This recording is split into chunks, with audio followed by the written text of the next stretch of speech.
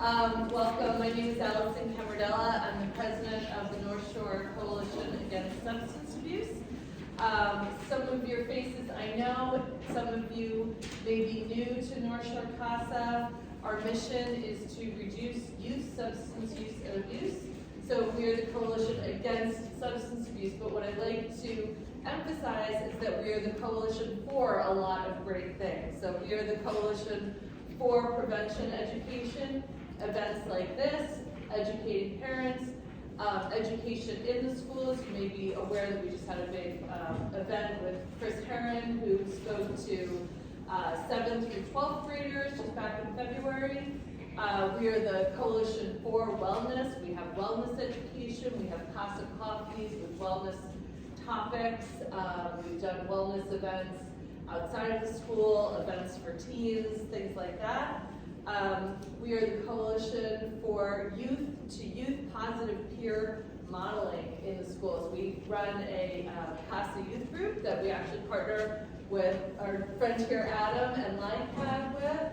And we do great work with our teens. They're working right now on videos for our middle schoolers, getting positive messaging out to our middle schoolers about substance use. And we're also a coalition for community safety. We partner with the Nassau County Police Department, with the National Guard. We do community scans to make sure that illegal substances are not being sold in stores around here. And these partnerships are very important to make sure that we are, in a safe community here in the North Shore. So that is what we are for. And I always like to do a little plug for, we are primarily a donation sponsored coalition. So if you feel so moved, there's a lot of QR codes there. You can make a donation to CASA. Our membership list is almost 800 people strong, so we are always growing in the community. And if you're not a member, which means if you're not getting our emails on a regular basis, please just give us your email address. That's all you need to do, and this way you'll never miss an event like this or any important information as it pertains to your teens. A couple of things that we have coming up in the short term. April 22nd is National Drug Take-Back Day. This is a really important thing that CASA does, another way that we ensure community safety. If you have drugs in your home that you no longer need or no longer want, this is the safe way to get them out of your home and make sure that they don't get into the water supply or in the environment in any other way. So April 22nd, Drug Take-Back Day. If you're on our member list, you'll get the information as to where we'll be and what time. So that's important. We've got May is Mental Health Month, and North Shore CASA will be doing another CASA coffee on a mental health topic. We have our second annual golf outing fundraiser on August 28th. We hope you'll all take a little interest in that. It's a really, really great event. And we are also looking to have an open CASA meeting in either April or May. We want to invite all community members to come out, share your thoughts, share your concerns, share what you're worried about with your kids and where you'd like CASA to put their focus, because we are a coalition, which means that we are a community, and we really would like your feedback. So that is CASA, and tonight we are talking about cannabis use. So I would like to introduce our speakers for tonight. We have Lieutenant Matt Landman. He is the commanding officer of the Narcotics Vice Squad for the Nassau County Police Department. Thank you for being here. We have Adam Birkenstock, and he is a licensed clinical social worker and the director of programming at Long Island Council on Alcohol and Drug Dependence. And Heather Hugelmeyer is also a licensed clinical social worker. She is the director of the Garden City Treatment Center, part of Zucker Hillside Hospital at Northwell Health. And she has been engaged in the treatment of substance use disorders for the past 25 years and has worked extensively with adolescents and their families during that time. So thank you and welcome to all of you tonight.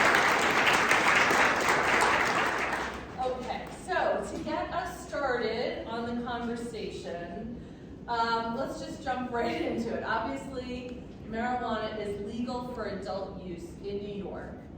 Can you talk to parents about why they should even care anymore about teen marijuana use? So what are some misconceptions that parents might have about their kids using marijuana?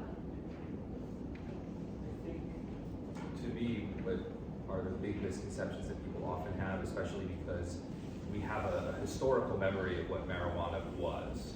And marijuana was, in technical terms, maybe 5% THC, and products that exist now are up to 90% plus THC in oils, in dabs, in waxes, and all of that. So the kind of drug that's available to our teens is much more intense and potent than was available. And marijuana was addictive then. There was a possibility of becoming addicted in the past. There's much more of a possibility of developing that addiction now because of how our brains work. And a young brain is more prone to addiction, unfortunately, than an older brain. The other thing that I think is important to know, and I'm sure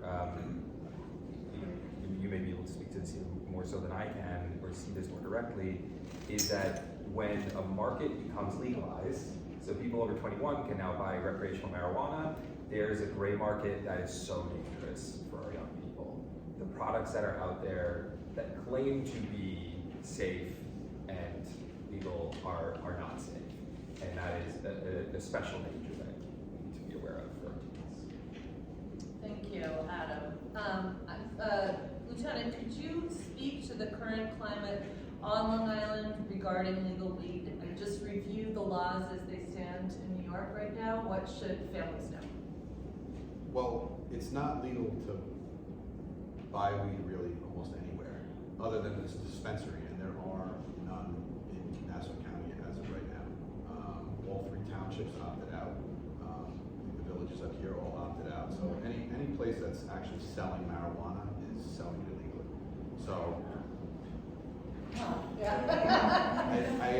I don't want to get into the laws too much, but like I don't personally think, well, and professionally think that they were too well thought out. So you can legally possess marijuana, but you can't legally buy it anywhere. So how are people getting it? Yes, yes, you can grow it in your own home, but most people are not growing marijuana in their own home. So there is a huge illegal market out there for marijuana. It is being sold in stores. If you guys come across that, please report it. Obviously, it'll be addressed. But it's not legal to buy anywhere in Nassau County because there are no legal dispensaries. It can only be sold at a dispensary. So even if it's a store that sells CBD products, that is not a legal dispensary. It will be, it's going to be, I don't know, almost like hospital-like setting where the stuff is behind the counter and it's a dispensary. There are, I believe there might be a medical dispensary. There might be medical dispensaries, but that you need a prescription for. So now the dispensaries I'm talking about, that they're talking about starting up, are just like someone applies for a permit, they can open up the store, and they can legally sell marijuana. That will not occur in any of the 3 townships in Nassau County. There's licenses, I believe, in Manhattan now, in Suffolk County, like I know Riverhead, right? There's a couple in Suffolk County. But I think the surprising fact, and what you'll see on the one-pager that we left on all of your chairs, is that there is no legal recreational sales of marijuana in Nassau County. Yeah. Right. So let's just dive into that for a second. So we know that there are stores that have sold things like Delta 8 products and Delta 10 and things like that. So these are not legal sales, and the police actually follow up on that and make arrests when they find that, correct? Well, yeah. Well, they're 2 separate. The cannabis and the Delta 8 are 2 separate things. So now, the Delta 8 is derived from cannabis. It's a controlled substance. They are governed by 2 completely separate laws. So controlled substances are controlled under the Penal Law 220 section. Marijuana used to be under 221. They got rid of that, and now they have the 222 section for cannabis. So cannabis is the actual flower. Once that's adulterated, it becomes controlled, and so that moves it into a controlled substance. it's not legal to sell any controlled substances. You have to have like a medical license for that. Let's say painkillers or whatnot. Doctors have to have prescription, have to have licenses to sell that. So if you go into a store, and now I'm not talking about CBD. CBD separate because it's very low levels of the THC in that. But when it comes to any Delta 8 products or Delta 10 or any of these gummies, like they're all illegal because Delta 8 and Delta 10 are controlled substances in New York State, so they are not legal to buy. Okay, dabs. It's a form of THC. It's like wax. So when it's all derived from marijuana, but they use different products like butane and whatnot, and basically like they concentrate it down, and it's in it's almost like wax form or you know, it's like a yellowish amber. It's a hardened form. And it's higher concentration. Yes, much higher concentration. Much higher Yes. concentration typically. And for that reason, we see a much more serious outcome when people use even just a few times. So whereas someone maybe who's smoking or has smoked in the past might see, you know, a calming effect, or maybe feels a little bit paranoid, feels a little bit anxious, says this isn't for me.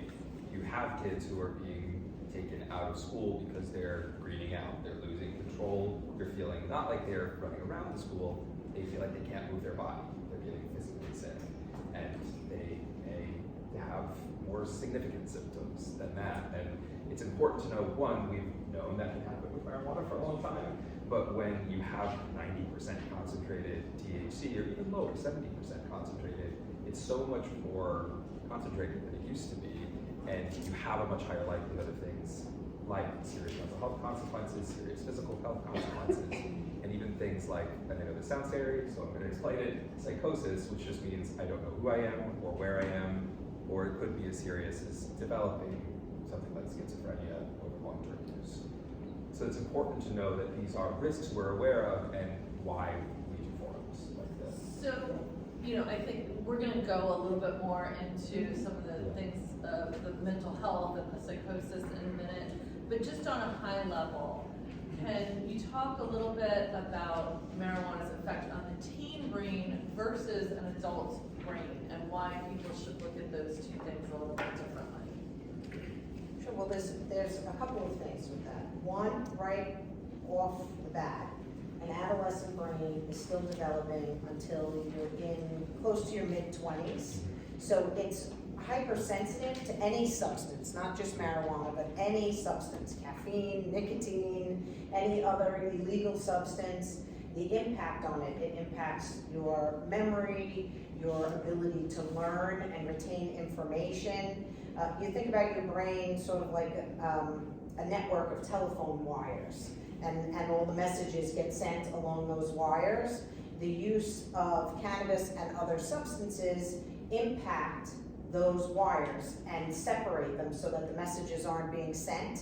And the problem in a developing brain is that the possibility of that and the impact of that is much more severe than it is for adults. And then we add the higher THC content, and we're seeing it at a much more significant level than we have before those impacts. To use that metaphor, you know, a healthy developing brain builds a ton of wires, it figures out what wires we don't need anymore, and then as an adult, we've got a great network that works really well. When you're growing and you're still building those wires and figuring out which wires we don't need anymore, you add drugs and alcohol to that, especially highly concentrated drugs and alcohol to that, regularly used drugs and alcohol to that, and you don't know which wires you need or don't need anymore, suddenly you prune the wrong wires and you lose a wire that you really needed, or you're keeping around wires that you don't need. And so thinking about things like, is this a good decision, becomes harder, not just until you're 18, but for the rest of your life. Thinking about, do I care about my health, or I care about my health, but what do I do about my health, becomes permanently harder. And that's with all drugs and alcohol, Yes. and that's just how addiction can work. But we also know that that's part of how it can lead to things like schizophrenia, is affecting those wires. So it's very important to know, but part of the reason that addiction is a higher risk for young people is that same process. So there's about a 1 in 10 chance of developing addiction to marijuana for adults, but it's a 1 in 6 chance for people who start using under 18. one of the things that when I was in college, longer ago than you may think, great skincare routine, my RA said, if you can just wait, he didn't, I never did, so I waited a long time. If you could just wait until after you're 18, he said this to all of us, to smoke, you are doing yourself such a favor. And do that for drinking, do that for everything else. You are going to be doing yourself such a favor because it's going to impact you much less. All the research that we are now able to do with legalization tells us that that's true. So to follow up on that, because that, I had seen some statistics, but you're saying, so if you, 1 in 6 chance of becoming addicted to marijuana, if you, just say it again. If you start use below the age of 18. Below the age of 18. Do you find in your line of work that there seems to be a misunderstanding that marijuana is not addictive? I mean, what does marijuana use disorder look like? You know? Well, I think that comes from comes from where things originated 30 years ago. Mm-hmm. So 30 years ago or 20 years ago, for generations of the parents, what we saw in marijuana and the impact of that, the THC level, is much different. And I think people's perception of what is happening now is very different than the reality, which is important that we're having forums like this so that people understand that we're not talking about the same substance. Right. It has the same name, but it is not the same substance as what it was 20 years ago or in the 70s or the 60s, etc. It's also not accessible in that form anymore. The kinds of things that So you can't even get the marijuana of the 60s or 70s. The plants with the 5% THC level don't exist anymore. They've been bred to now have up to 20% THC in the plant. I don't want to bore you with a lot of the details, but the other parts of the plant have changed too, which make it even more addictive and not as good for your brain. The kinds of things that we tend to see, I can't speak for you in the entirety of the treatment center, but the kinds of things that we tend to see at LICAD are, whether it's calls from parents, we get calls from teens as well. We do a lot of prevention work in schools too, so we'll get kids coming up to us afterwards saying like, I smoke a little bit because it feels like it helps me with my ADHD. It's calming down my brain that feels like it's on fire. And sure, it may calm you down a little bit, but it's not helping you to learn, it's not helping you to grow, not helping you to develop, and we have better ways to kind of help you focus on that. And what eventually starts to build in pretty short order are things like, I can't focus on much. I can't enjoy the other parts of my life because where the dopamine that I get released, dopamine makes us feel good, really motivates us to do things that already feel good. The dopamine that I get from hanging out with my friends is like a 5 out of 10, which is awesome. But the dopamine that I get from smoking weed is like a 12 or a 20 out of 10. And so now hanging out with my friends doesn't feel as good. And you're losing things that you used to enjoy. And you can't get motivated for things that you used to enjoy. And all that starts to fade away. And that is a huge loss. You're not just losing the potential to have the mind that you had and sometimes even physical parts of your body, like sports and that enjoyment, but just joy out of your life, which is sad and hard when that's often the reason that people start smoking, is to find that joy. Can we talk a little bit, let's get into some of the mental health impacts that we're seeing with marijuana use. So it's been shown to lead to several health issues, including depressive disorders, substance use disorders, anxiety disorders, bipolar disorders, psychosis. Can you talk a little bit about what your experience is with this? Are you seeing more treatment for these things? Are you seeing it in higher occurrences? What's your experience? So you see typically in a number of different, you can put it in some different boxes. So when we talk about anxiety and we talk about depression, very often somebody will start smoking in order to manage an underlying anxiety or depressive feelings that they're already feeling. Initially, marijuana may provide some relief to that. But what happens over time is that as you're continuing to smoke, you actually ultimately increase those symptoms. And that has to do with what you were just talking about, Adam, with how the different wirings of the brain and how that changes. Then you've got dopamine levels that are increasing, but once the substance wears off, now you're at a deficit, you're not back to your normal rate, and your brain is constantly going up and down like this with the chemicals that regulate our mood.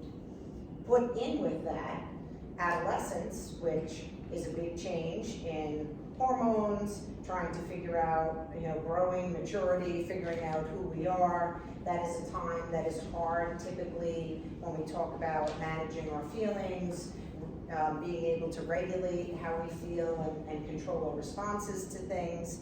And you add the cannabis to that, and it really creates a pretty big roller coaster ride. And we really see this in adults too. It's just, again, when we talk about it for the adolescent brain, the impacts can become much more significant. So that's one box.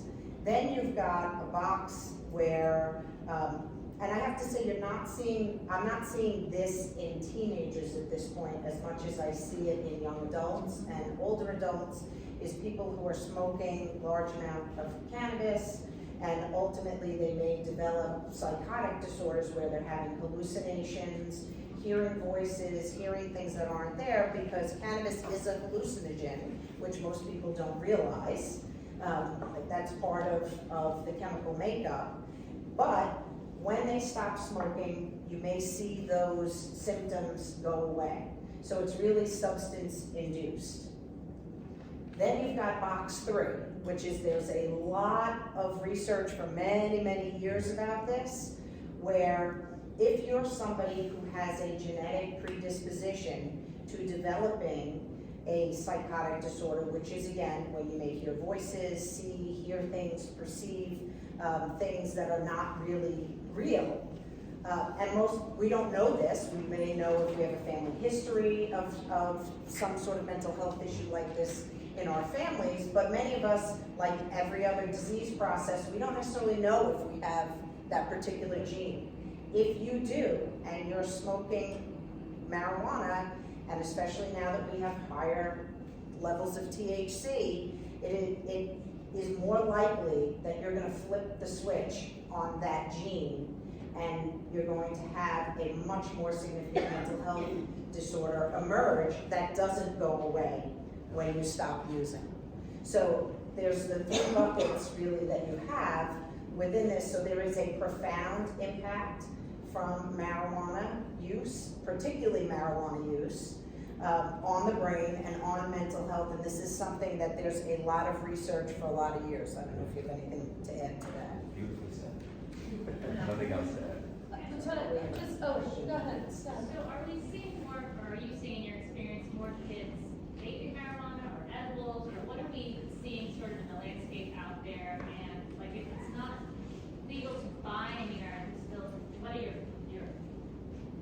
I'm just going to say all of the above that's for still us more, in the treatment you know, realm. we're All of the above in Yeah. the treatment realm, you're seeing all of the above. I want to say primarily vaping, but It's both, the yeah. edibles are gaining traction. I would say vaping and edibles are the biggest thing. Yep. Especially once teens start to use more, everything is on the table, but whatever they're exposed to first is the thing they're most comfortable with. And then it's, what is giving them the effect that they're looking for? Is the edible preferable? Is vaping easiest? Vaping's usually the thing that's easiest to get access to, but it's just.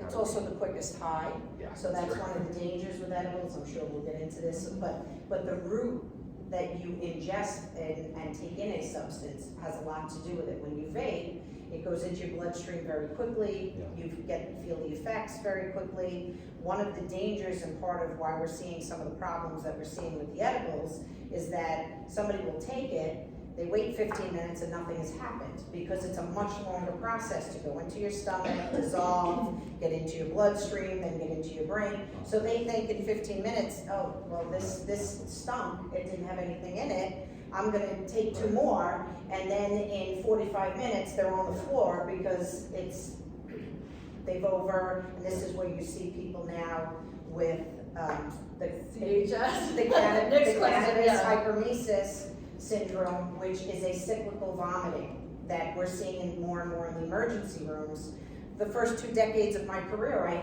it was something that was unheard of and we didn't think actually really existed. And now I see it on a regular basis. We get calls from the ED all the time about it. I remember it was like a myth. So Yes. say Did it really happen? Yeah.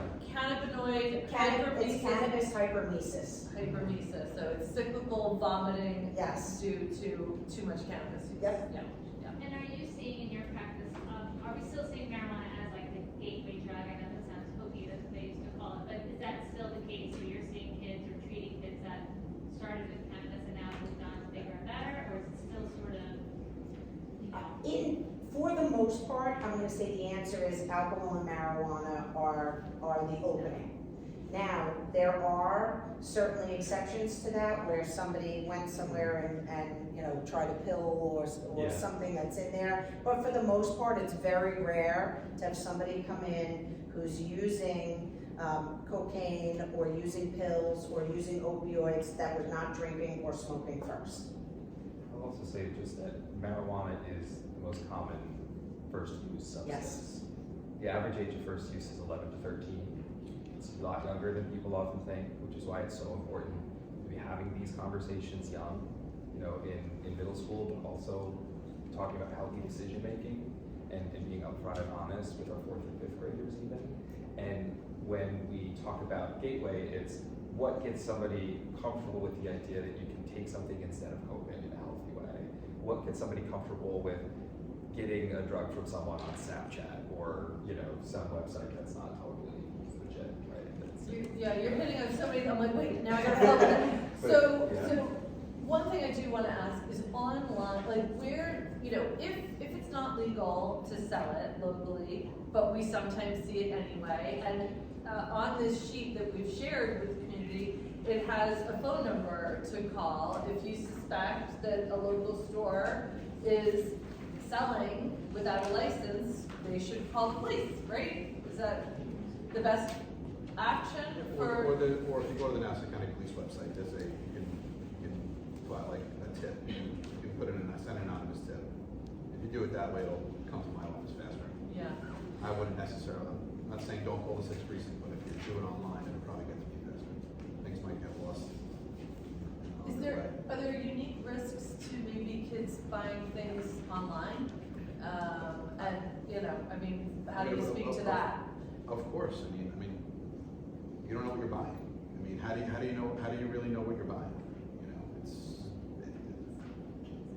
the problem is with these items is like, can you really trust, let's say, any of these vapes or these gummies or whatnot? Can you really trust the packaging? Because what they're doing is they're altering the packaging. So this is legal in lots of other states. If you go to New Jersey, Delta 8's legal. There are literally stores that the sign on the store, it says like in the strip mall, it says Delta 8. I actually took a picture and sent it to somebody when I was down there, and it's legal there. It's just not legal here. So you could people could go there and buy stuff, you know, or they could buying online. You could buy online from a state that's legal, and they probably have no problem selling it here. We've seen it on a large scale where we took down a huge THC distribution warehouse or smoke shop warehouse. They had lots of legal items, but they were selling THC. They were selling all these gummies and vapes and whatnot to all the smoke shops, not all of them, but a whole host of smoke shops on our and we see probably millions of dollars of products from that one location. And they were it was being brought in from states where it's legal. So obviously these states don't care that they're selling, that it's not legal here, because they just put something else in the shipping invoice. So it's a matter of they're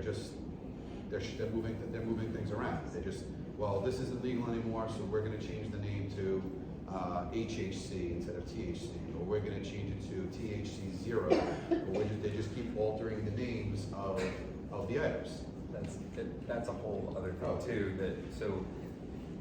Theoretically, Delta 8, actual Delta 8 is theoretically a less intense THC analog. However, it's still illegal, still dangerous. THC 0 is a marketing term, but also a extremely dangerous analog of THC. Just like the Delta 8 that our teens are often buying at smoke shops is not Delta 8. It's terms that you guys might be familiar with, like Black Mamba, Spice, K2. It's fake. The synthetic. It's synthetic. And so it's either a random assortment of chemicals. At best, it's marijuana that's been illegally grown, so it may have agricultural chemicals on it, which is also not good for your lungs. But it could also be things like Xanax and cathinones, which are heart medications, which is another reason that kids end up in the hospital. One of the things that I often have to tell students when we're doing these presentations is, I don't like to scare you guys, but it's really scary. The first year, the first maybe 2 years of legalization is going to be the riskiest time for our kids to be trying to smoke, trying to get weed, because the gray market has this incredible opportunity to flourish, and that is frightening. So. Scary. So, It is. can we talk a little bit, because parents are here, obviously they came out because it's a concern, right? So, can we get into a little bit of how parents should be talking to their kids about marijuana use? What is your best advice in this area? How do you start the conversation? What information is the most valuable? And then, if they do have concerns, what would that look like? Sure. So I think, whether you find a vape or they come home and there's a smell, or you're noticing something off about behavior, the best thing is to be direct about your concern. It's not there's no winning an argument, right, with your own child, let alone anyone, right? It's not an argument. It's I'm concerned, and here's what I want to tell you. I'm concerned because of this. If you found something, be direct, be upfront. When you are having that conversation, I think it's important to reiterate what your concerns are and know what concerns are most important to you and your family values and the values that your child has, right? So things like, this could affect your ability to run track if track is really important to them. Do you know that this is going to affect your ability to develop healthily? Maybe school is really important. I'm always surprised when I say, does anybody here like doing homework, and hands go up during presentations. And so, this is going to affect your ability to do well in school. This is going to affect your ability to think and to have a brain that at 24, 25, 26 says, I know there's a risk here and I just don't want to do this. So to reiterate the impact on the mind, the impact on the body, and also the impact on their ability to feel joy. And that's that first conversation. I often say to parents, and I'll say it here again, often the consequence is the conversation, that first conversation. And, not that all of our kids don't want to talk to us, but sometimes they don't want to talk to us about uncomfortable things. Having that uncomfortable conversation is an important consequence.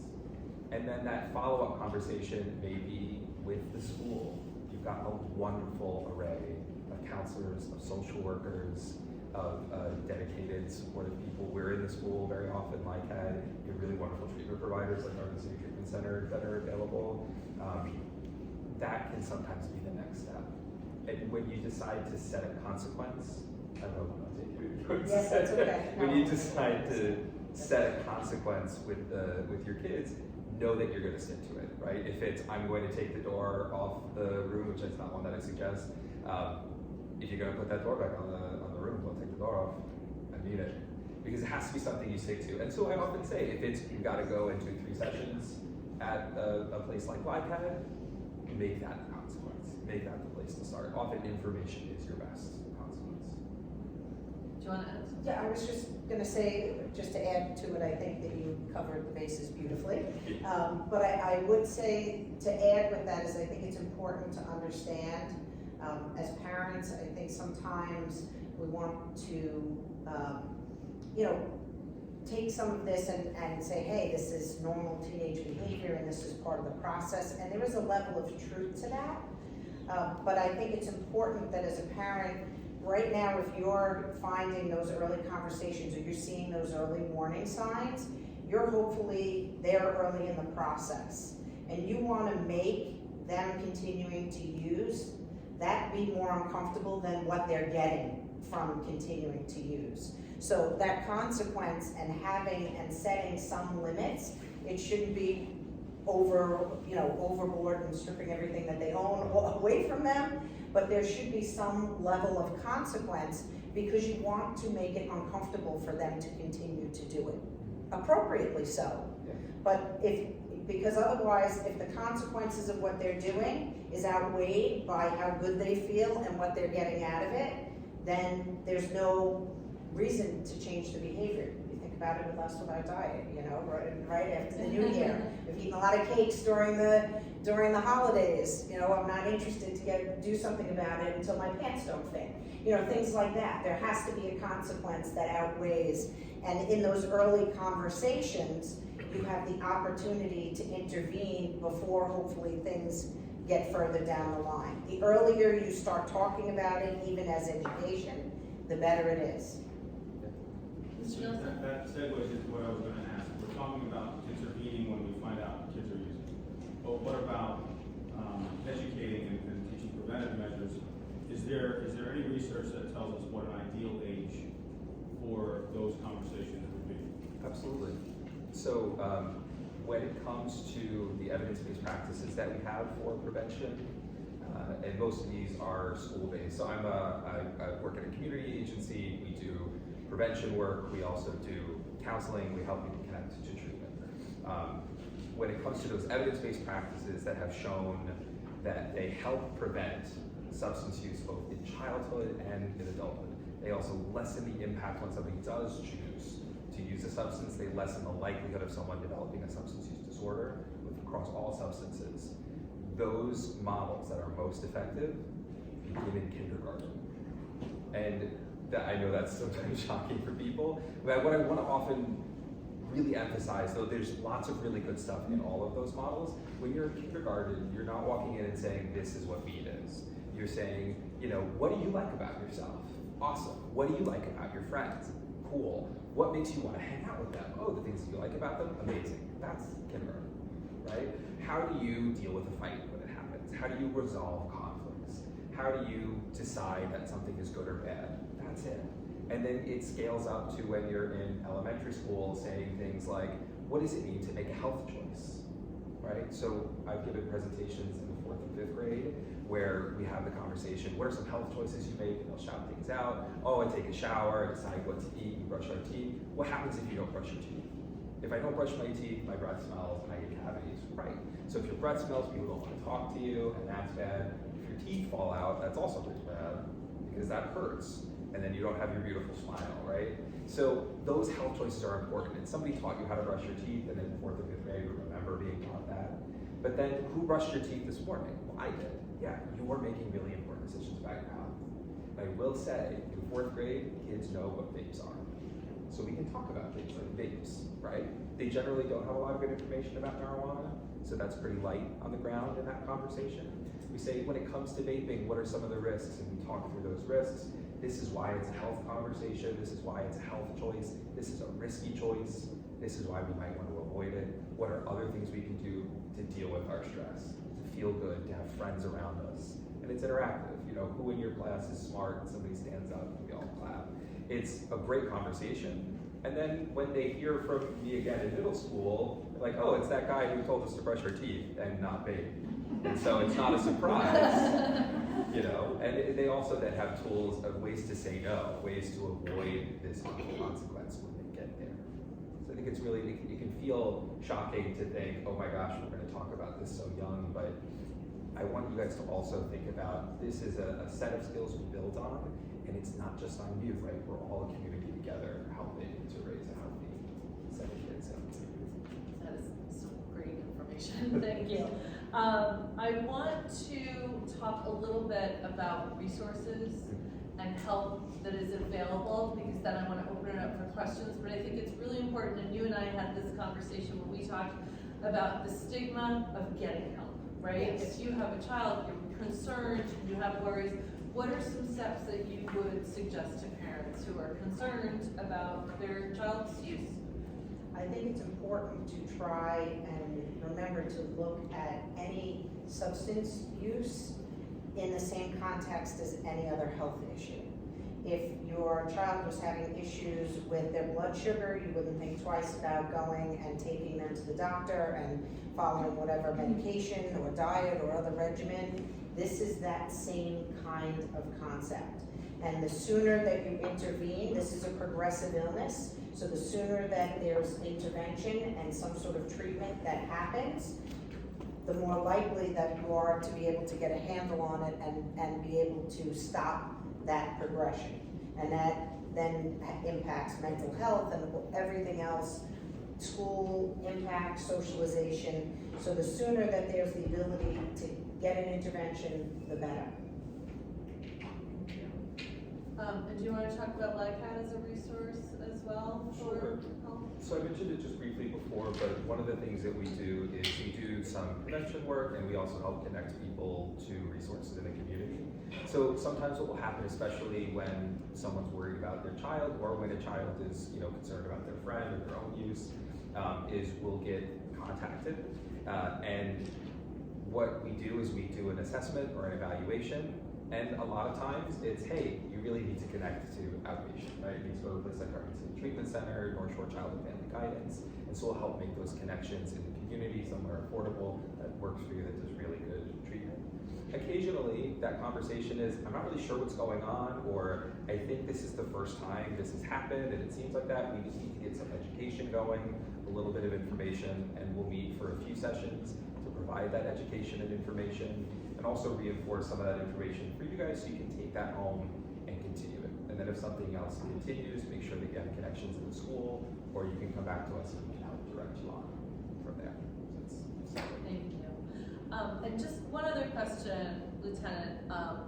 Has there been any inroads or any ideas about how to test for driving under the influence of marijuana? Any inroads in that? No pun intended. I know it's something that a lot of parents are concerned about. A lot of community members are concerned about. I don't want to speak at it. It's not really something that my Okay. unit deals with. It's more along the lines of the patrol aspect of that. Sure. That does VTL stops. But I know they are training their officers to have more understanding of the effects of marijuana. And obviously, we all drive out here, so we all smell it every time we drive. So that's what I was going to touch on earlier, is that Please, no matter go ahead. how old your kids are, I mean, they're smelling it. Yep. You can have little kids like, ooh, what's that smell? I mean, I'm a parent, I have kids, I have 3 kids, so it's, you can't really drive anywhere in Nassau County or kind of go anywhere without it because, it's just legal. I mean, it's not illegal to smoke in a car, whether you're driving or not.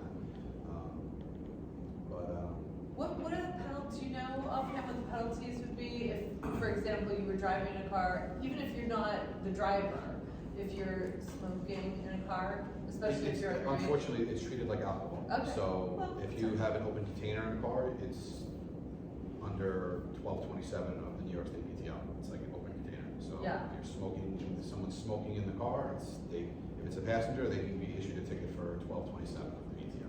Yeah, same law.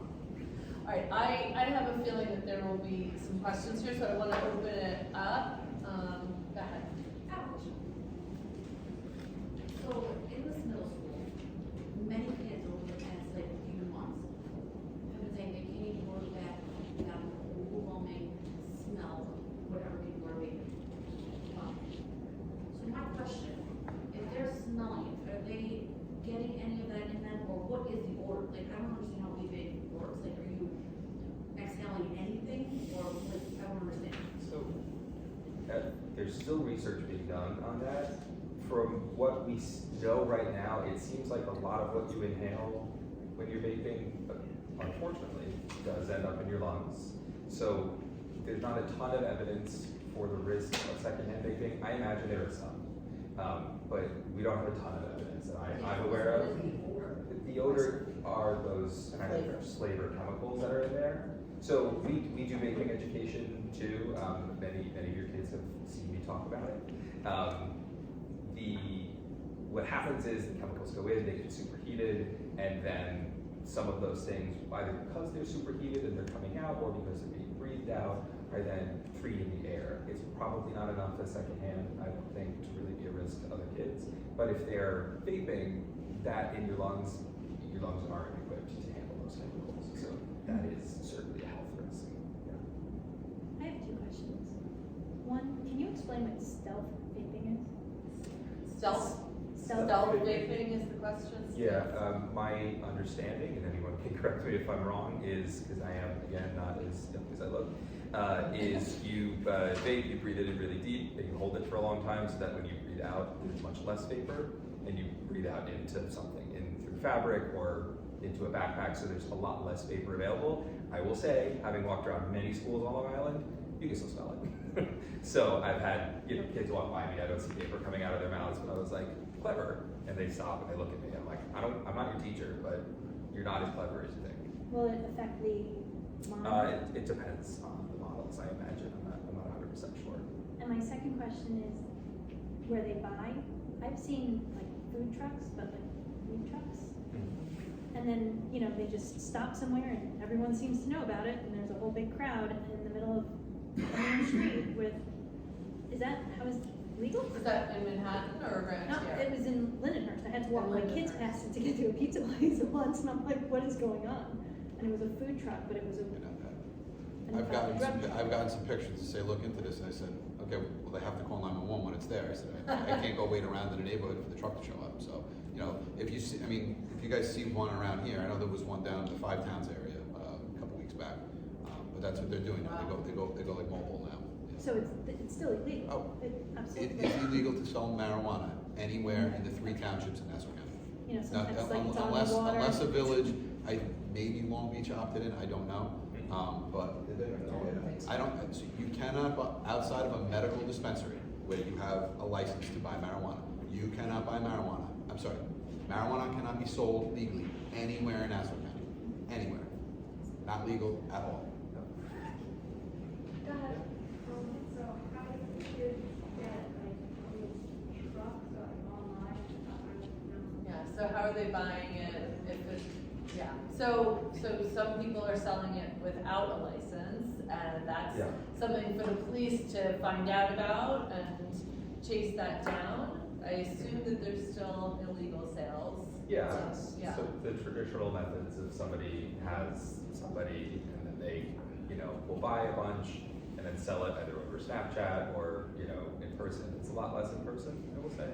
It's somebody is connected to someone and sells it online. Snapchat's popular because the messages go away. And then some of it is, you know, like we're talking about, there are stores that are not supposed to be selling it. They figure out who it is. They either get someone who's over 21 to go buy it, even though, again, it's still not legal to buy because it's not a legal dispensary. Yeah. But that's what the stores are trying to do to sort of cover themselves, even though it's not.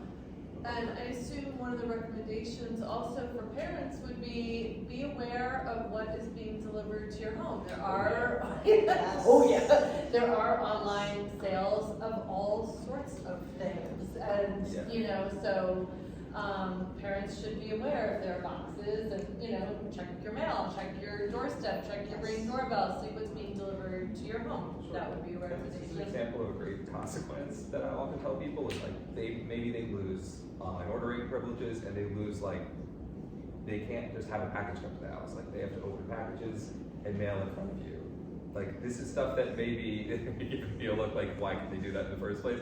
But every house is different.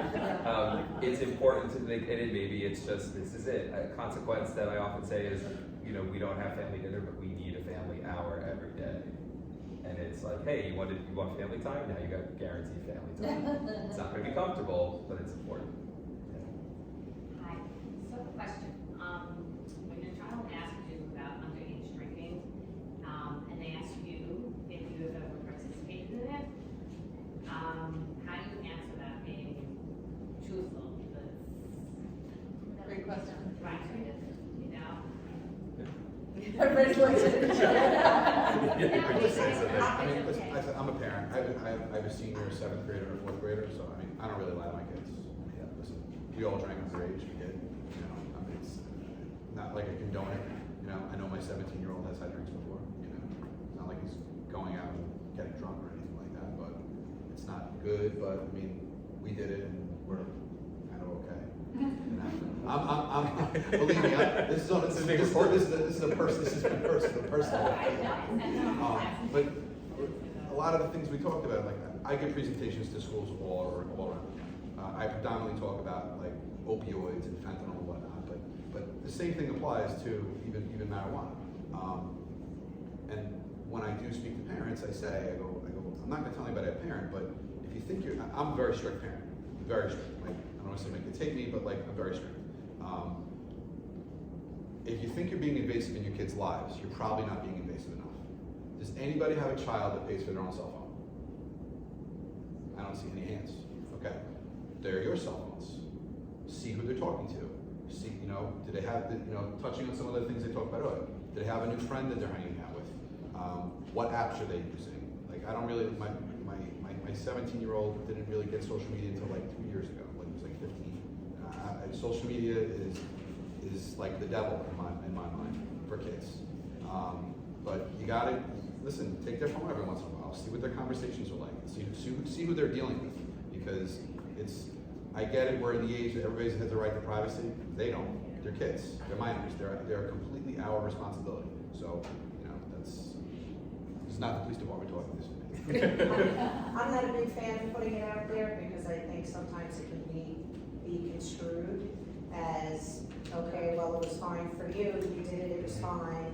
And so, I know it's uncomfortable to lie. I would suggest trying to sidestep as best that you can with that, because I think that they do tend to run with it. Yeah, I think whether it's a sidestep or saying, you need to know you're not talking to your friend, right? To say this to your child, like, you're not talking to me as a friend. You're talking to, I am your parent. And so my responsibility here is to take care of you, is to do this, to do this. And so as much as I like you, I don't like you enough to tell you about my whole life. I also have the experience in my life to know what happened as a result of decisions I maybe made or didn't make. And so when I'm telling you, that I want you to not drink, or that I want you to do this, or I want you to do this, it has nothing to do with me or decisions I made. It has to do with my life, with these forums that I went to, with all this.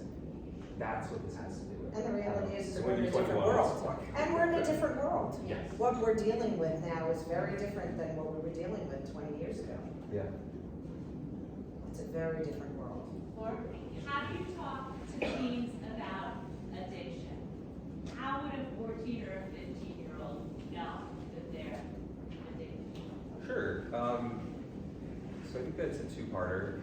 I think a 14 or 15-year-old might know that they're addicted, or the way that I would typically put it to them, they'll tell me when they feel like it's an addiction, and I'll privately have my own diagnosis for it as a therapist. But if it's having a negative impact in their life, that's what I want them to recognize. So even if that negative impact is mom and dad don't like it, or the school doesn't like it, your friends are not always in love with this decision, those are negative impacts. If you cannot always say you are fully in control of the decision to use this, then that's an addiction. The way that I describe addiction is that you have a part of your brain that is not particularly smart, but we have it since we're a little kid, that runs on dopamine, and it helps us make a lot of decisions. I ask people what their favorite food is, what their favorite social media app is, and have you ever had a time when, who here has a TikTok? Who here has TikTok? Some of you have a TikTok. Have you ever had a moment when you were scrolling through TikTok and you're scrolling for 10 minutes and then you just stop scrolling after 10 minutes? Or have you ever had a time when you were trying to scroll for 10 minutes and then it's an hour, and then it's 2 hours, and you're like, oh my God, I didn't do this thing. And then you also scrolled past that ad that says, hey, do you need a break? Maybe once or twice. So dopamine makes you do that. Dopamine says, this was fun, I want the next hit of fun. And that process in your brain, you get a little release of dopamine, it feels good, this was great, let's do this again. Hey, this was really good, let's do this again, and you're doing it right away with dopamine. But when you keep doing it, eventually you hit a point where you're like, I need to get this phone out of my hands. It feels wired to you, you feel like you need to throw it across the room so you can finally get to bed, finally have a moment of peace, and the restorative power of TikTok gave you nothing, right? That dopamine is trading to you. Weed works the same way. That dopamine says, hey, this was great, do this again. And it's shouting in your brain because of how much dopamine it releases. And that process is how I often explain addiction to kids. Sometimes you talk about food, but food is more complicated, and I don't like to encourage disordered eating thoughts. So I don't use the food metaphor anymore. There's a question over here. So I would like to know, I should say, how we can help stop making it so easily available to our kids. Students are selling it to students. So however they're obtaining it in the first way, I know they sell it to each other because they make money. So they use that money for whatever they want. However, they're supporting their own bad habit. But the school, I don't know what the policies are, but it makes it more, I don't know, I want to know, like, what are the specifics so we can help stop those kids selling to other kids. And I want to know specifically what we need to do to shut down the businesses or have a severe consequence to our local businesses that are selling vapes and other things to our kids here. They are local businesses that sell. I can just say a couple things because we're talking about school. So I'm the principal of middle school, for those of you who don't know me. Do you want to come on up, Dr. Harris? Yeah, Or should we stand go? up. Okay. So I just want you to know we take this all very seriously. It's a violation of our code of conduct to be under the influence, to possess or to sell any controlled substance or alcoholic beverage or anything like that at school. I can tell you in cases where that has happened, there have been very serious consequences, including suspensions and things when that's gone on. We also work with our POP officers, so when we find out a thing is happening, I can speak to finding out something this year. We do our best to find out where those things are coming from. It was reported to us that next to the Dunkin' Donuts in Glen Head by the train station, that smoke shop was selling things. We reported it immediately through Jim Glenn, our Director of Security and Safety, to our POP officers so that they were aware that that was happening there. And then we tried to find out if there was anywhere else that things were coming from. I will tell you one thing that's difficult. We've done searches of lockers. Lockers are open. They belong to us. We can search those things, and we have done that in certain cases.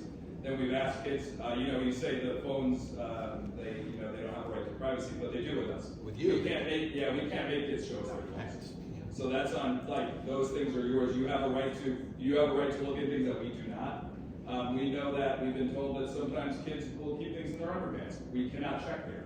Do you know what I mean? So they are aware of what we can check and what we don't. We have vape detectors in all of the bathrooms, but they look to find ways around things. So we are working. Whenever we hear something, we look into it. We have had occasion where we found things.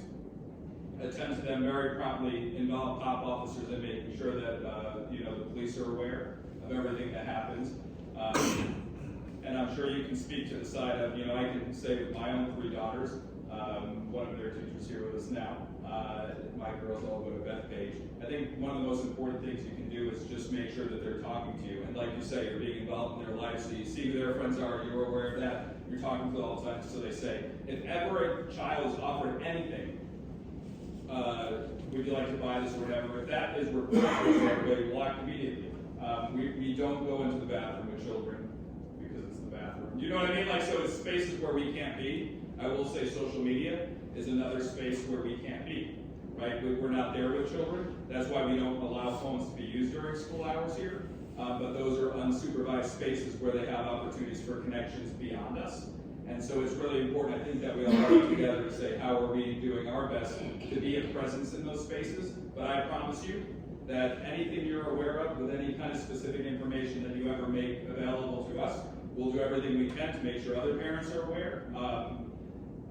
We had a child that we found out something, we let the parents know right away. It turned out to become a bigger thing, but we got word to them before that happened. So we want to do anything we can to support here, but there are certain things that we're not outfitted to do and don't have a right to do, and we do everything that we can within what we're allowed. And in addition to that, the kids who want to do this are finding ways around it. That's just the nature of addiction. And so, as Dr. O'Hara spoke about, our vape detectors are set at the highest sensitivity level, but kids find ways around it. Another way we're trying to help detect or know when things are happening is we're educating our staff, giving our staff information on what it looks like to be under the influence of different things.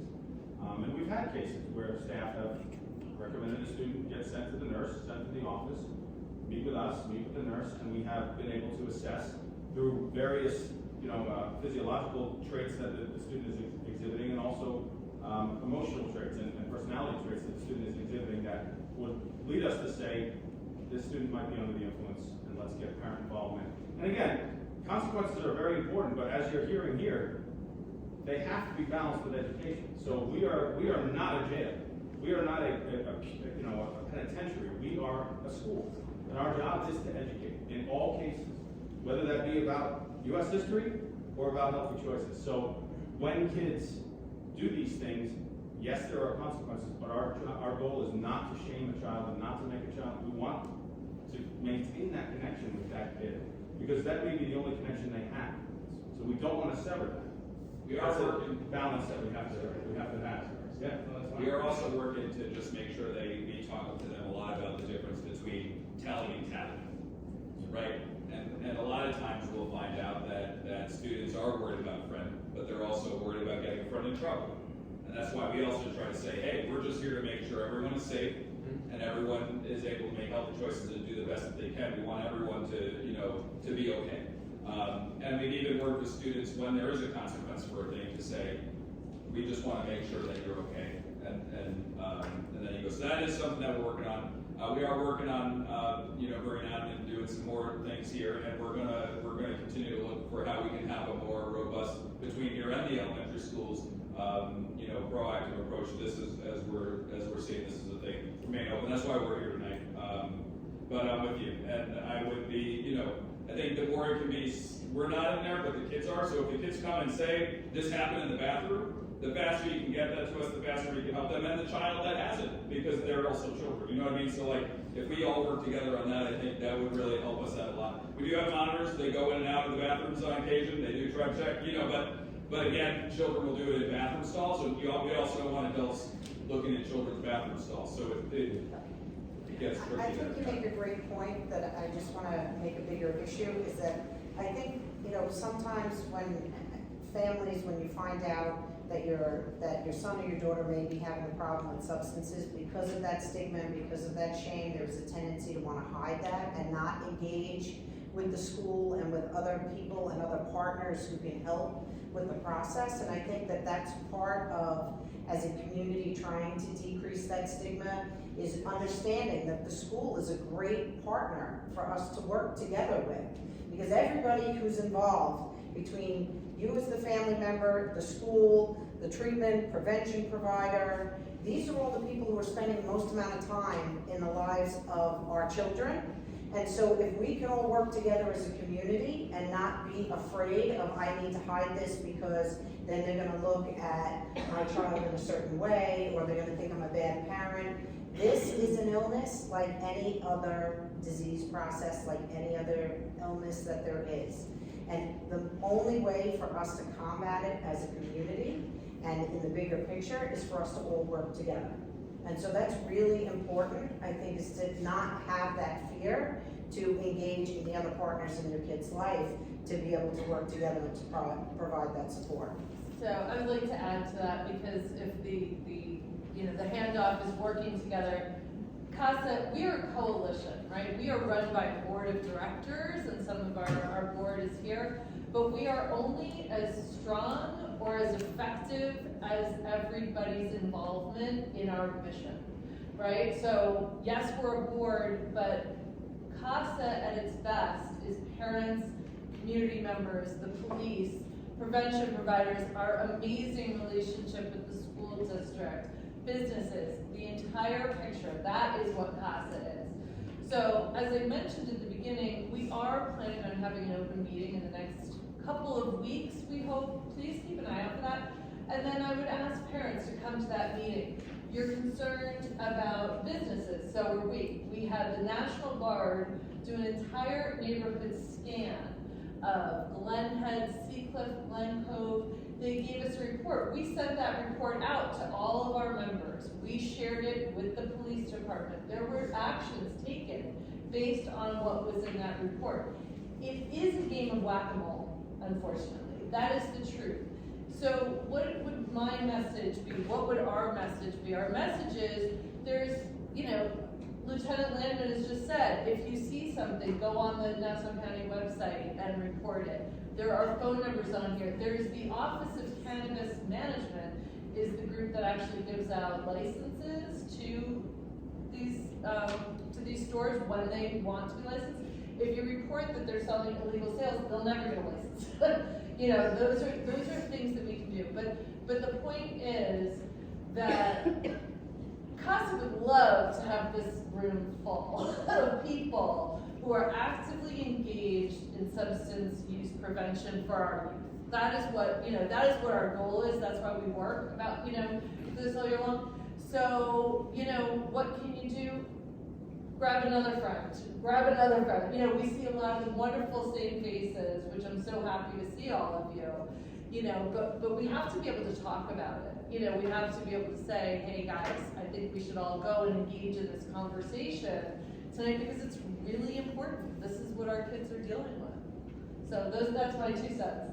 I have a question, Allison, though, Yeah. I guess more towards the lieutenant. So if Dr. O'Hara reports to, I guess what we call the top police, that there is distribution over here in our local candy shop, I mean, how do us residents know about that? Because the one way that that's gonna stop is if we don't participate in purchasing, you know, or going there, I mean, consumers. So, like, how do we find out this information? Because this is the first time I know about it. How do you find out what information? That there was a local candy shop here by the railroad station that was selling or distributing like marijuana. Well, just to be clear, it wasn't a candy shop, it is, it's called Glenhead Wellness, and it's on the sign for it, there is a marijuana leaf, so it's not a candy shop.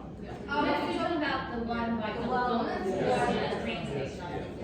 Oh.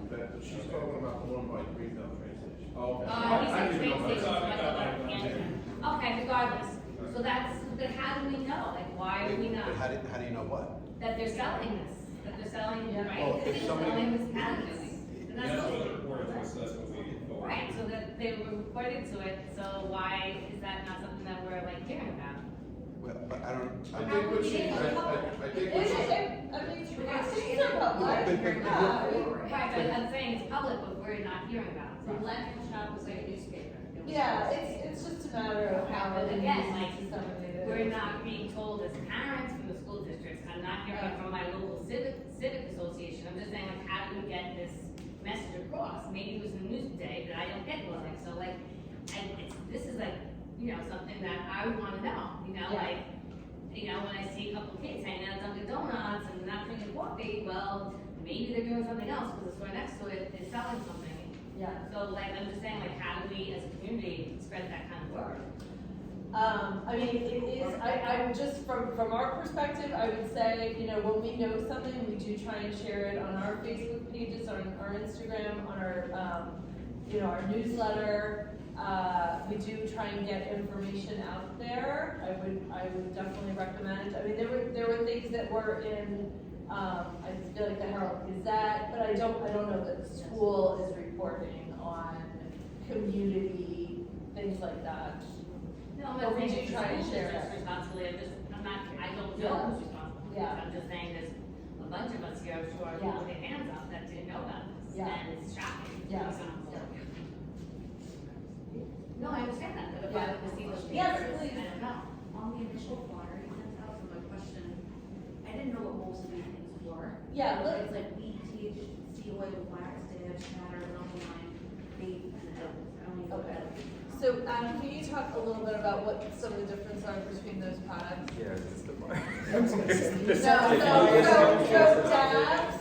Dabs, shatter, Dabs and THC. shatter are more or less the same. Shatter's cooked down a little more, and it's With fragile wax. enough that it breaks. It's a highly concentrated THC.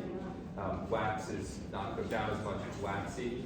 All of them are heated up in order to be inhaled. You mean, you know, So, what's that? do they eat the wax, do they? It's inhaled. It's inhaled. The only thing that's eaten is oils that are put into edible products.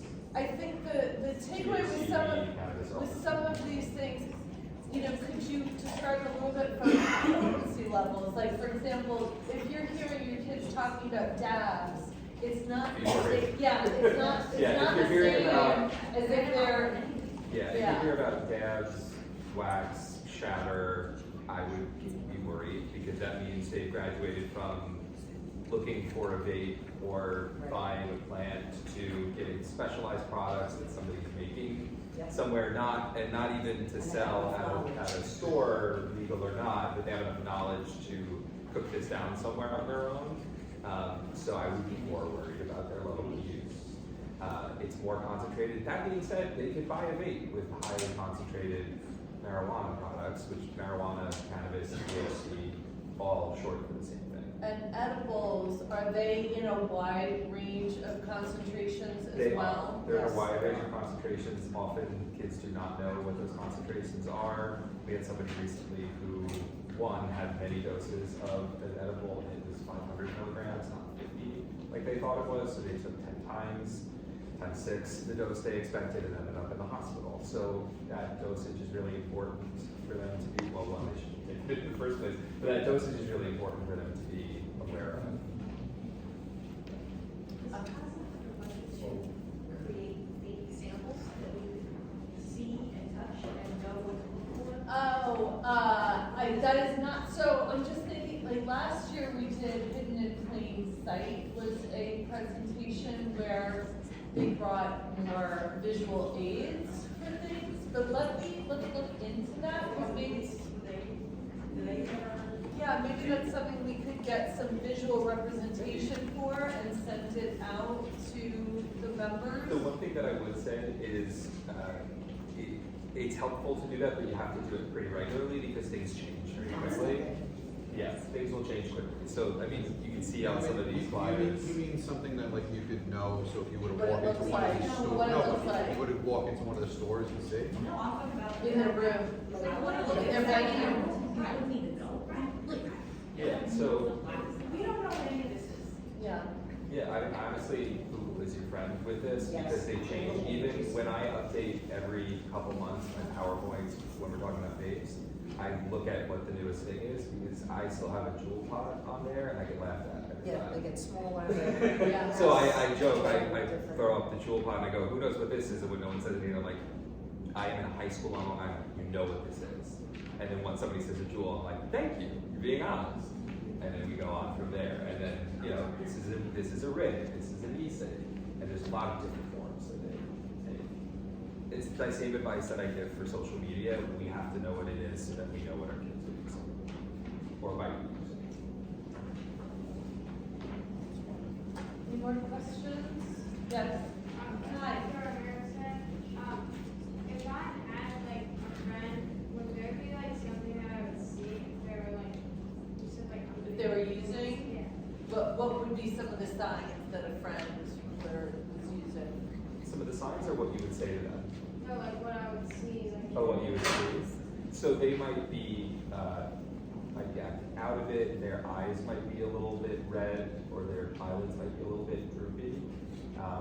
You might see that they're a little less coordinated sometimes. They might also be less interested in hanging out like they used to, right? So they might, when you text them, they might be texting back differently. They might not be following up the way that they used to, and you may notice it sometimes and not others, because sometimes they're high, sometimes they're not. So that could be a sign. You're gonna notice a change in how they look or how they're behaving Yeah. in some way. And so, you know, and does that mean that they're using a substance? Maybe, maybe not. It also may mean they're anxious, they're depressed, but the odds are something's going on with your friend. And then that's who to have a conversation or to talk to an adult that you trust that can help guide you in how to deal with that. Because if you see a change, odds are something's going on. Thank It's a you great for that question. Yeah. I don't even know what I'm trying to ask. It's a good We'll start. be patient. I'm a little curious about what you're seeing. I know for a while, you know, it was all opioids and fentanyl, now there's some trank, fleshy or something. So I'm curious about what we're seeing here. And we do live in the bubble that is the North Shore. I will put that out there. So, and this is kind of mixed with the social post laws that seem weak at best. I mean, just reading that, you know, you're not home, you're not liable. That's a big red flag to me. But, you know, have we ever even had that sort of thing? Like, where there's been, I guess I hear a lot of people saying, oh, you know, this goes on at parties, meetings, and parents don't do anything. Like, I just feel like, what are we left to do? And what are you seeing as far as police activity or things happening in this area? And, you know, and I guess kind of piggybacking on what you were saying, like, we're hearing all this stuff, and it just feels like nothing's being done. But people won't report it, and the parents won't admit it, they'd rather keep their head in the sand. You know, I really got pushback about having the vape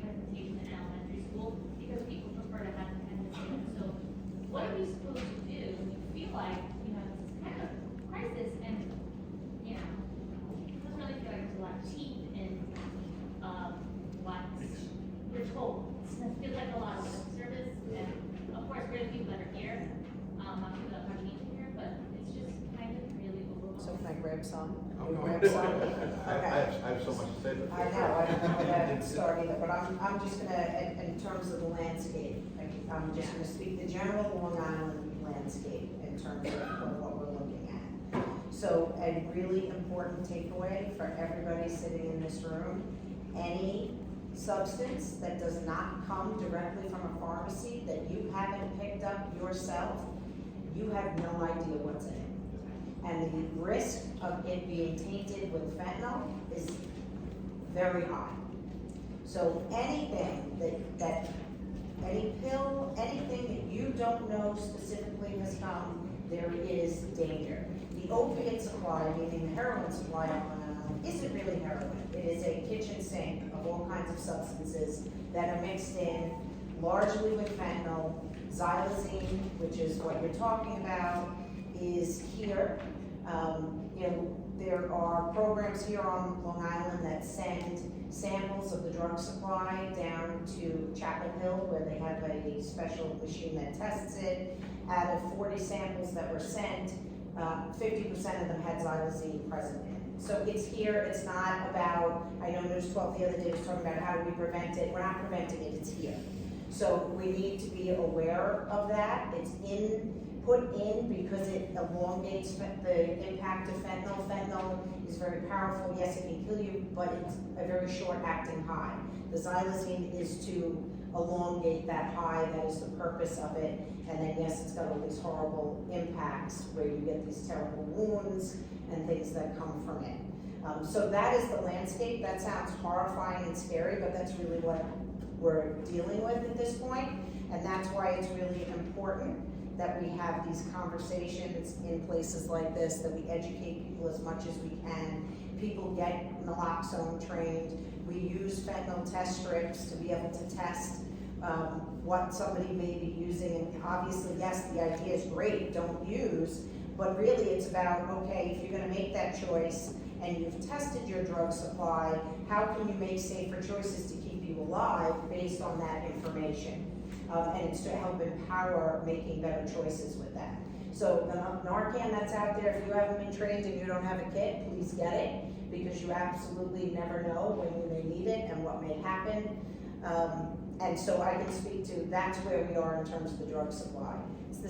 I've done this a long time, it's a very, very scary time. Yeah. When that first started hitting the news, I already said, I told my higher ups that it's here already. We have a machine that can test it, and it comes up in our tests. We got a brand new machine, I don't know, a month ago.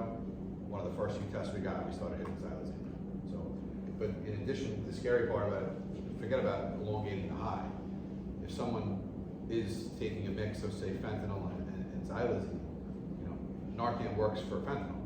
It doesn't work for xylazine. Xylazine is a tranquilizer, a large animal tranquilizer. It's not fit for human consumption. So we have nothing to counteract that. So they both have the same effect. They both suppress the respiratory system. So if there's enough xylazine in it to, let's say, put down an animal, it would probably kill the human. It's going to kill the person because we don't have anything that's going to counteract it. So we can counteract the fentanyl somewhat, but not the xylazine, which is very, very scary. And she touched on it already, but the main thing that I talk about when, in my presentations is that if it's not in a pill bottle with your name on it, it came from your pharmacy, after your doctor pulled it in, and you and your parents picked up, don't take it. That is the number one message that I send to everybody. And it's not, I used to think it was just kids, it's not, I think it's adults too. Everybody's like, it's just a pill. Yeah, yes, it is just a pill. It's in cocaine, it's in everything. No, but it is just a pill if it's prescribed to you and your doctor told you to take it. But if you got it from somebody from somewhere else, then it's not just a pill. Then it's a mix of everything, right? You never see people die from cocaine, really. Maybe they have a heart attack, but we're seeing people die left and right from cocaine because it's mixed with fentanyl. So it's... And Lieutenant, do you see it in all the communities on Long Island? There is no bubble that's safe. When I ask people, I talk about demographics and I talk about discrimination, and unfortunately, these drugs don't care about either. They don't care about your age, your sex, how much money you make, where you live, and doesn't discriminate. We're seeing more and more people in the emergency rooms who are coming in with overdoses, who are not people who are your chronic substance use disorder users. These are people who may be recreational users, who may use something once or twice a year, and they use something that is tainted with fentanyl, overdosed, and now we're in the emergency room. And we're seeing more and more of that. The risks we normally were worried about with overdose was, I haven't used in a while, I've been in treatment or in jail, I came back and I didn't know not to use this much, and now it's far and away, it's poison and fentanyl, it's this accidental use, and that's really something we have to be worried about. To address the other part of your question, to kind of piggyback off what Allison said before, far and away the best thing that you can do to shift this in your community is join a coalition like CASA. Because when we talk about changing these things, if we just address, I could be here every day talking to the kids, and all of the kids that want to listen or will listen and have perfect home lives are going to listen. But some of them are going to go home and have really stressful lives at home. Some of them are going to go out to the community and someone's going to get into a car accident and use pills too much, and it's not going to be managed right? So we need parents who are all really well educated, and not just the parents in this room.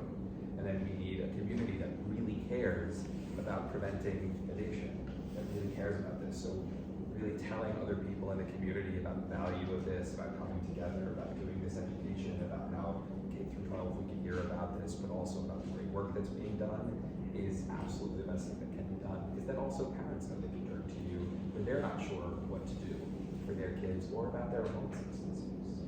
And all of that being said, I think it's really important that another piece of this is to understand that every day millions of people live in recovery. So there is treatment that works. People do get better from this, and that's really important takeaway as well. And not being afraid to ask for help, just like you would with any other process. And the treatment that we have works, and people get better every day. And I'll just add again with the social host law. So CASA put that pamphlet together to inform the community. The school district did send it out to every high school family at the beginning of the school year. We're talking to the school district. We want to reinvigorate this idea of our parent pledge, and we're asking people to sign the parent pledge. The parent pledge is a best efforts pledge to not provide alcohol or drugs or allow children to use alcohol or drugs in your home. Imagine a community where instead of having 180 people that have signed that pledge, we have 500. I would like to mark, I was just telling, Renee, I want to mark it like race to 500. And Dr. O'Hara has just given us the green light to be at the jazz band event on Tuesday. We need volunteers. We are a hard-working board. We're all over the place. Everybody really pulls, we're a working man's board. Everybody works very hard. We need more volunteers. Imagine a community where, people are just like, hey, I'm gonna be at this place. I'm gonna try and collect signatures for this. I wanna push this. That is what a coalition does. That is us in our best form. And we don't always do it perfectly. We're doing the best we can, but these are the efforts that we're putting forth. Is like a community where more and more people are signing that pledge and saying, no, I'm not being that house. I'm not being that house. But if we know the current age of first use is 11 to 13, this should be in the middle schools. Yes. And I know it's our community. Yeah. We don't want to acknowledge it, but Yeah. it should be in the middle school. It's too late by the time I get to high school. Just have a baby presentation. These kids I are will doing say, it, so There's your a lot, school yeah. district is phenomenal, and I can only speak for the presentations I've done, but also the education that they have. The middle schoolers have had prevention presentations, there've been prevention presentations for the 5th grade, so they really do a phenomenal job of all the districts that I've worked with, and a phenomenal job with prevention education for students. And I'm sure if we ask Dr. O'Hara, we'll get that social host, pamphlet out to more families as well, so. Agreed, yeah. Any other questions? Yes. I just have a question, and it's probably an unpopular one, but I struggle with this now that my son's in high school a little bit. I'm a firm believer of it takes a village. I would want someone to come and tell me if they heard or observed my child doing something that was unhealthy for him. But I do know that there are plenty of parents that may not be open to that. How as a parent do you navigate that landscape? Because I don't know in your experience, do you find that families say, I wish I would have known, or I wish somebody would have told me? I just don't know, how do you navigate that? Because I have a conscience, and if I know that something's going on, or I've heard that something's going on, or my child's observed something, I don't want to be that person, but I also, you know, if it's something that happened once, obviously, if there's a pattern, I don't know how you navigate that as a parent and how you're received as a parent. Yeah, I mean, I think it's going to be different with every person and depending on your relationship with them. You know, the best thing that you can do is just say, hey, I wanted to come to you parent to parent as someone who really cares about, you know, my own kid, and you know, I don't know your relationship, but I'm sure it's good. And I wanted to let you know I heard this or saw this, and I want you to have that information to do with it whatever you want. There's no judgment for me. I just want you to have that information to act on. And then their reaction is in their hands, right? If they say, how dare you say this about my kid? You're like, got it. You're like, You for made diligence, And okay. part of that is But- speaking to knowing the parents of your, Yes. your children's friends. And sometimes that gets harder as they get older. It does. Especially now because, you know, in our day, we had to call and say, hi, this is so-and-so, can we put the, you know, can I speak to, and you had to speak to everybody's parents. Now, you can bypass that. But you with made the cell point, phones. if somebody observed the child coughing blood up, there would be no stigma. Yeah. You'd say, I saw this. Yes, So we have to have that same mentality. yes, yes. But let me ask you this, because it can get a little tricky. If your child, so if my child came to me and said, I saw this, Yeah. do you have to worry about Oh, yeah. that as a piece Yeah, of don't put assumption? it in your own kid. Right, I keep it general. Right, Yeah. right, Yes, because yeah. I would think there's also extraordinary value for you as a parent that you're, you know, that your child is coming to you and that you're, you know, so is that part of the formula? Definitely, yeah. You don't have to necessarily say, I heard from my kid. You don't want it to become a he said, they said, you know, kind of thing. But to say, hey, you know, I have heard this, you know, around town, or, you know, I noticed this, and I just wanted to share, you know, with you that this is a concern. Mr. Nelson, I think we're gonna call up, if anybody wants to chat at the end with anybody, but we'll have this be the last question. We are doing that here too. We hear lots of stuff like in the school, kids share things with adults that, sometimes they get verbal diarrhea, and they just start talking about things that happened over the weekend, or things that were going on. They share it with the counselor, they share it with the teacher, they share it with myself or Dr. O'Hara.